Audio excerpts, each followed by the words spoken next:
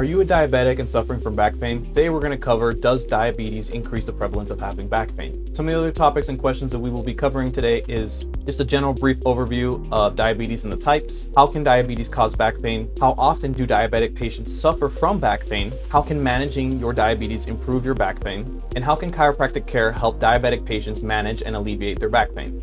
So we have two different types, just a general brief overview. We have type 1 and type 2. Type 1 is an autoimmune disease where the body's immune system tends to attack pancreatic cells responsible for producing insulin. Now, type 2 is where the pancreas makes less insulin than it used to, and the body becomes resistant to this insulin that is produced.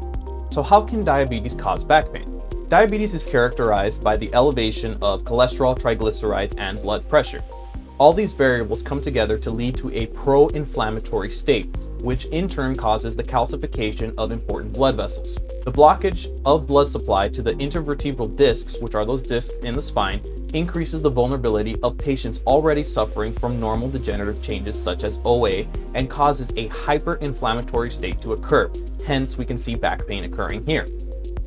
One thing that I found very interesting from the literature was that it's important to note that osteoarthritic structures in diabetes or diabetic patients are more sensitive to pro-inflammatory molecules when compared to non-diabetics. This is huge, meaning that anybody who is diabetic that is exposed to an inflammatory state will have a hyperinflammatory state or more inflammation than a normal person who is not diabetic. This is why it's imperative to make sure that the diabetes in these patients or the diabetic state, as well as the glucose levels, which are responsible for this, are managed in these types of individuals. It's essentially a snowball effect.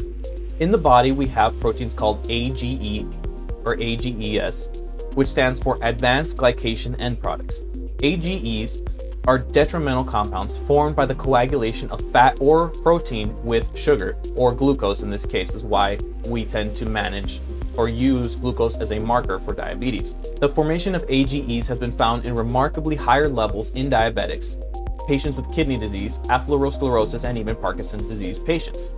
These AGEs are responsible for beginning in the cascade of uncontrolled inflammation in diabetic patients, which tends to exacerbate their common degenerative changes. So essentially we can ask ourselves, do diabetic patients have more back pain? Individuals with diabetes are 19 to 35% more likely to suffer back pain than their non-diabetic counterpart. It's also interesting to note that individuals with diabetes are 24 to 34% more likely to suffer from neck pain than their non-diabetic counterpart. So how can managing diabetes improve back pain? As we now know, uncontrolled diabetes does not only lead to a long list of health problems, but also causes uncontrolled systemic inflammation, particularly at the joint level. By managing diabetes, you can effectively reduce inflammation and in turn limit the amount of joint pain or discomfort that is often more severe in diabetic patients. So now we come to how can chiropractic care help with diabetic back pain? The first one is pain management. Diabetes can lead to various musculoskeletal issues, which include neuropathy, joint pain, and muscle stiffness. Chiropractic therapeutic techniques and adjustments such as spinal manipulation and soft tissue modalities can help alleviate pain and discomfort in the affected areas of these diabetic patients. The second point is improved mobility and flexibility. Chiropractic manipulations help increase joint mobility and flexibility.